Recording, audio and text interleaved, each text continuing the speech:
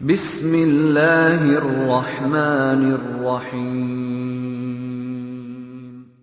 الحمد للہ رب العالمین والعاقبۃ للمتقین والصلاة والسلام علی سید الانبیاء والمرسلین اما بعد فاعوذ باللہ من الشیطان الرجیم بسم اللہ الرحمن الرحیم وآمنوا بما انزلت مصدقا لما معکم ولا تکونوا اول کافر به ولا تشتروا بآیاتی ثمنا قلیلا وإیای فاتقون آمنت بالله صدق الله مولانا العظیم وبلغنا رسوله النبی الکریم الامین۔ اور اے بنی اسرائیل کے علماء، تم ایمان لے آؤ اس پر جو ہم نے نازل کیا، جو تصدیق کرتا ہے ان سب کی جو تمہارے پاس ہے، اور دنیا میں پہلے کافر نہ بنو اور نہ بیچو میری آیتوں کو تھوڑی سی قیمت میں، اور خاص مجھ ہی سے ڈرتے رہو۔ الصلاۃ والسلام علیک یا سیدی یا رسول اللہ، الصلاۃ والسلام علیک یا سیدی یا حبیب اللہ، الصلاۃ والسلام علیک یا سیدی یا رحمۃ للعالمین، وعلی آلک واصحابک یا حبیبی یا سیدی یا محمد رسول اللہ صلی اللہ علیہ وسلم۔ اللہ تبارک و تعالیٰ کی لاتعداد بے شمار حمد و ثنا کے بعد درود و سلام کا نذرانہ حضور تاجدار مدینہ سرور قلب و سینہ فیض مدینہ صلی اللہ تعالیٰ علیہ وآلہ وسلم کی بارگاہ میں۔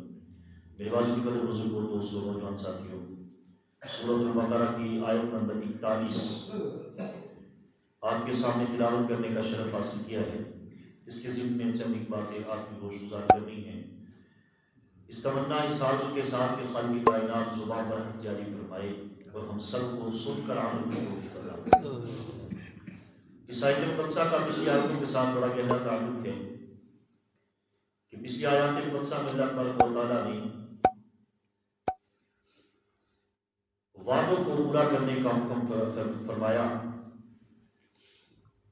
اور وہ کون سے وعدے تھے اس میں تھوڑا شک موجود تھا، اللہ تبارک و تعالیٰ نے اس کی وضاحت اس آیت مقدسہ میں بیان فرمائی۔ اس کے شان نزول میں کچھ روایات ہیں۔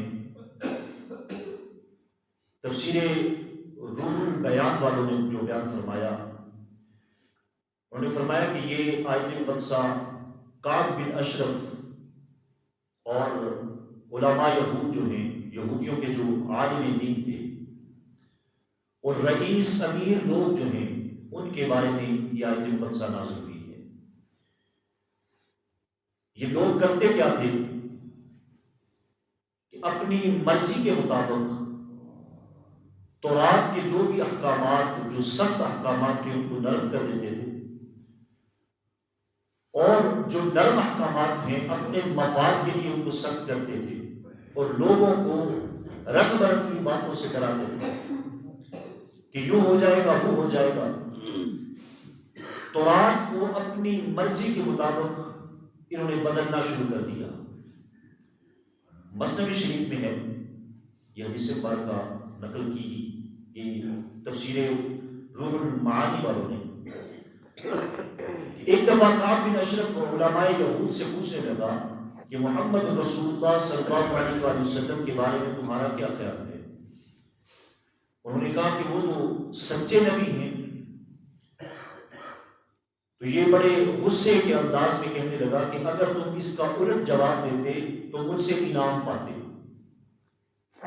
انہوں نے کہا کہ ہم نے غیر سوچے سمجھے جواب دے دیا، ہمیں سوچنے کا موقع دو۔ اس نے کہا ٹھیک ہے، موقع مل گیا، تمہیں وقت ہے تمہارے پاس، اب بھی سوچ لو۔ وہ اپنے اپنے گھر گئے اور تورات میں جو نعت مصطفیٰ صلی اللہ علیہ وآلہ وسلم بیان فرمائی گئی تھی اس کو انہوں نے ختم کر دیا، اور اس نعت مصطفیٰ کے بدلے میں ایسے الفاظ شامل کر دیے جو کہ دجال کی ہیں۔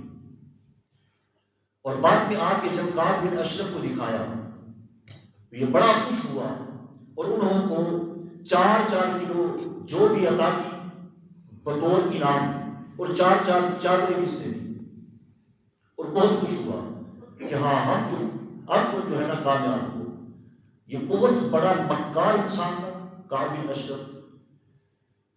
روایات میں آتا ہے کہ حضور علیہ السلام نے اس کے قتل کا حکم دیا کہ کون ہے میرے غلاموں میں جو اس لعین کو قتل کرے. محمد بن مسلمہ رضی اللہ تعالیٰ اٹھ کے کھڑے ہوتے ہیں، عرض کرتے ہیں لبیک یا رسول اللہ، یا رسول اللہ آپ کا یہ غلام حاضر ہے صلی اللہ علیہ وسلم. بڑے ہی حکمت عملی کے ساتھ کعب بن اشرف کو بلایا اور اپنے ساتھیوں کو تلقین کی کہ جب میں اس کی گردن دبوچ لوں تو تم حملہ آگے ہو جاؤ. بڑے حکمت عملی کے ساتھ اس لعین کو واسطہ جہنم کیا. یہ وہ نام ہے جس سے دین اسلام کو بہت زیادہ نقصان ہوا ہے.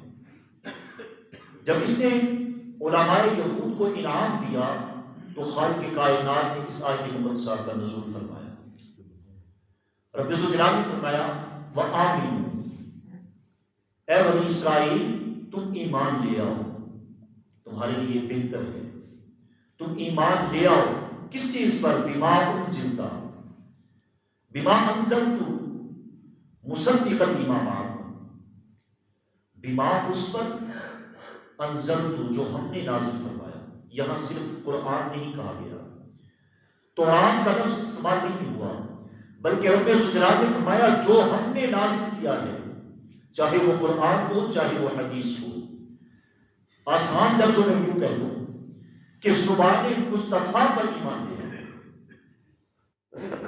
وجود مصطفیٰ پر ایمان لے آؤ، کیونکہ جو میرے محبوب کی زبان سے نکلا وہ حق اور سچ ہے. کیونکہ میرا محبوب اپنی مرضی سے لب کھولتا ہی نہیں.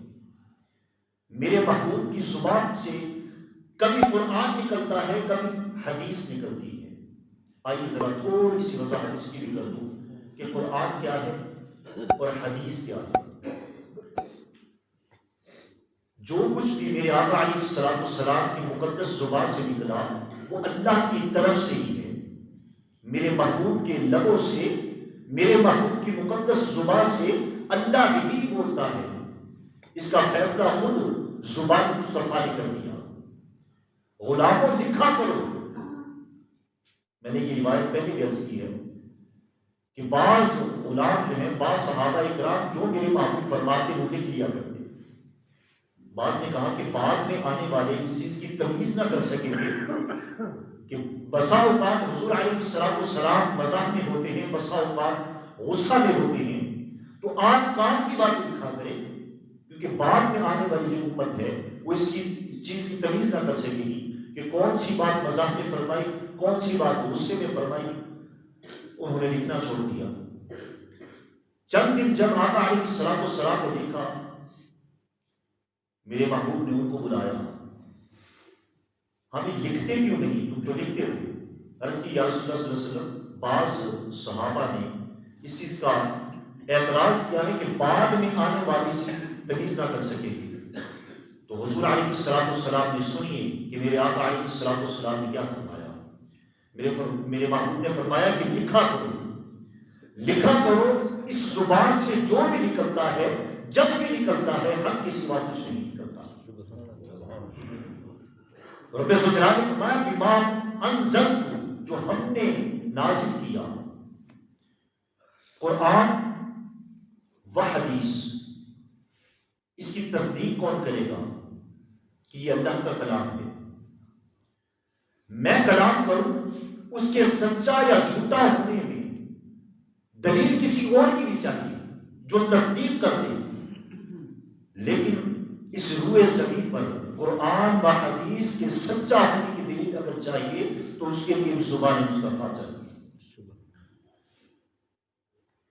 ایک مثال عرض کروں، 1,00,000 کئی ہزار پیغمبر آئے. ایسے ہی کئی علماء سے آپ نے سنا ہوگا 1,00,000 کئی ہزار پیغمبر، لیکن جس کا نام، جس نبی کا نام قرآن و حدیث میں آ گیا، اس نبی کا نام قیامت تک زندہ ہو گیا. اور جو نام انبیاء علیہ السلام کے نام جو ہیں 1,00,000 کئی ہزار پیغمبر کے نام تو نہیں قرآن و احادیث میں، جن کے نام قرآن و احادیث میں نہیں آئے وہ ایسے گم ہوئے کہ آج تک کوئی بھی نہ سمجھ سکا کہ ان کے نام کیا ہے۔ تو نبیوں کو اگر شان ملی ہے تو وہ بھی زبان مصطفیٰ کی صدقے ملی ہے۔ تو رب ذوالجلال نے فرمایا وَآمِنُوا، اے بنی اسرائیل تم ایمان لے آؤ، بما انزلت علیکم، بما انزلت مسلم کی ترجمہ جو ہم نے نازل کیا ہے نا، جو ہم نے نازل کیا ہے، اس کا ایک لطف یہ بھی ہے کہ یہ تصدیق کرنے والا ہے کس چیز کی؟ جو تمہارے پاس ہے، یعنی تورات، زبور و انجیل یا جتنے بھی صحیفے جو کچھ بھی تمہارے پاس موجود ہے اس کی یہ قرآن تصدیق کرنے والا ہے۔ معکم میں چند احتمال ہیں۔ بعض علماء کرام فرماتے ہیں کہ اس سے تمام ہی آسمانی کتاب ہے قرآن کے ساتھ، یعنی قرآن بھی اس میں شامل ہے۔ بعض علماء کرام فرماتے ہیں تمام آسمانی کتابیں بھی اور اللہ کے تمام پیغمبر جو ہیں وہ اس ایک لفظ میں شامل ہیں، یعنی قرآن پاک اور صاحب قرآن تمہاری کتابوں کا اور تمہاری تمام انبیاء علیہ السلام کی نبوت کی تصدیق کرنے والا ہے۔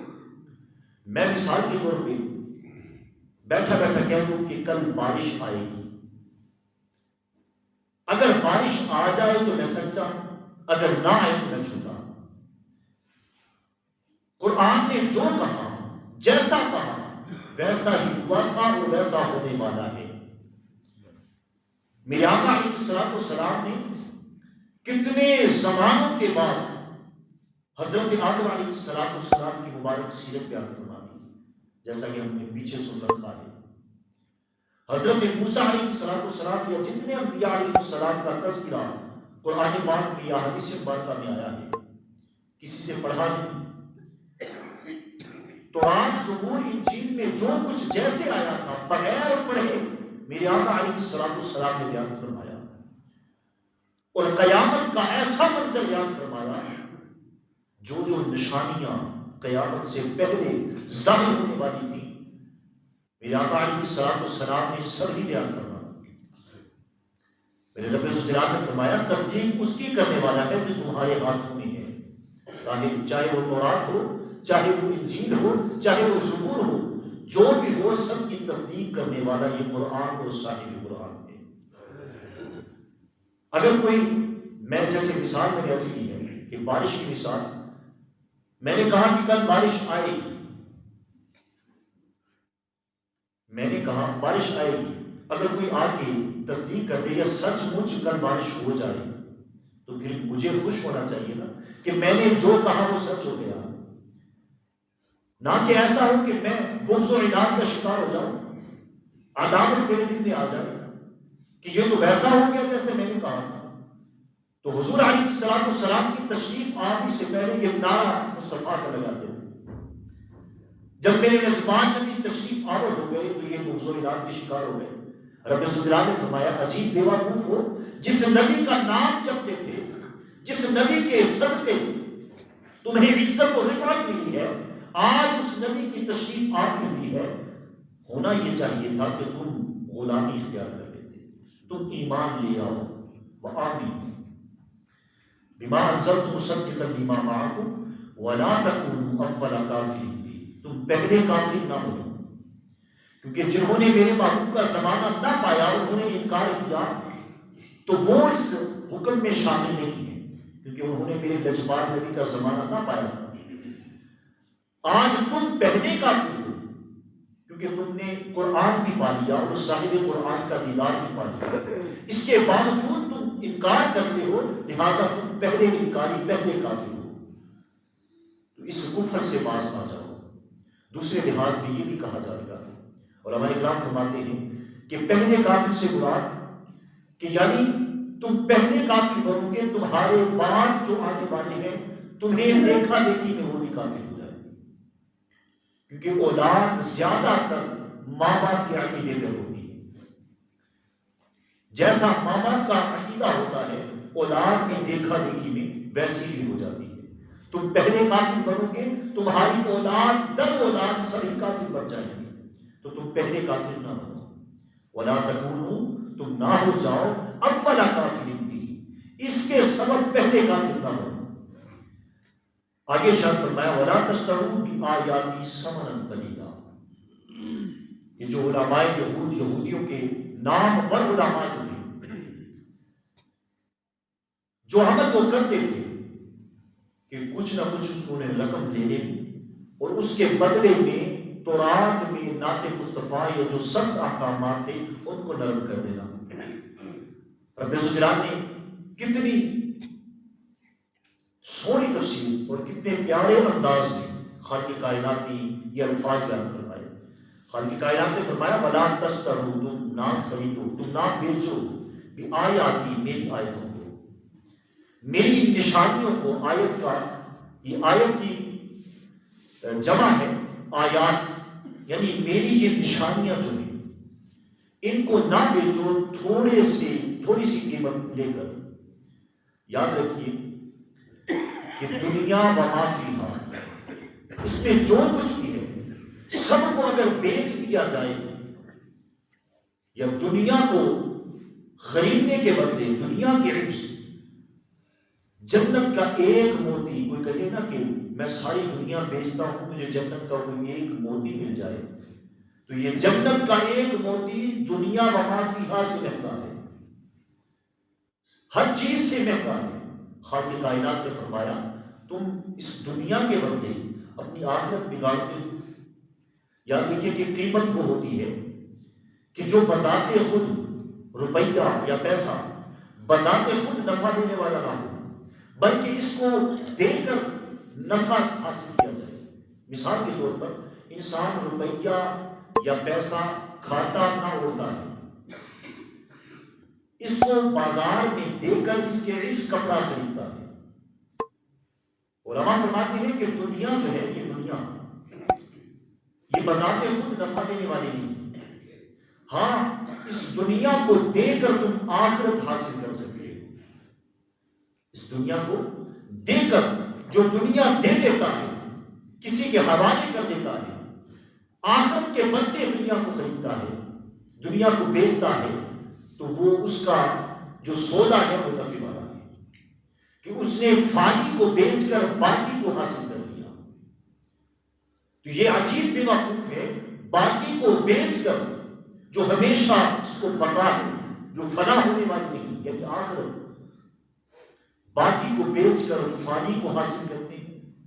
رب ذوالجلال نے فرمایا اس تھوڑی سی قیمت کے بدلے تم اپنی آخرت نہ بگاڑو۔ وَإِيَّايَ فَاتَّقُونِ، اور خاص مجھے ہی سے ڈرتے ہو۔ اللہ تبارک و تعالیٰ کی بارگاہ میں دعا ہے خالق کائنات حق شناسی کی ہمیں توفیق عطا فرمائے۔ اللہ تبارک و تعالیٰ اعراض و تعریض سے ہمیں بچنے کی توفیق عطا فرمائے۔ اللہ تبارک و تعالیٰ احکام مصطفیٰ صلی اللہ علیہ وآلہ وسلم پر عمل پیرا رہنے کی توفیق عطا فرمائے۔ اللہ تبارک و تعالیٰ قرآن پاک کو صحیح معنی میں سمجھنے کی، سمجھ کر عمل کرنے کی توفیق عطا فرمائے۔ انشاءاللہ اس کا بقیہ حصہ جو ہے وہ کل عرض کیا جائے گا۔ دعا ہے خالق کائنات جو میں نے عرض کیا، خالق کائنات اس کو سمجھنے کی اور اس پر عمل کرنے کی توفیق عطا فرمائے اور عمل کرنا ہمارے لیے آسان فرمائے۔ آمین آمین ثم آمین۔ وآخر دعوانا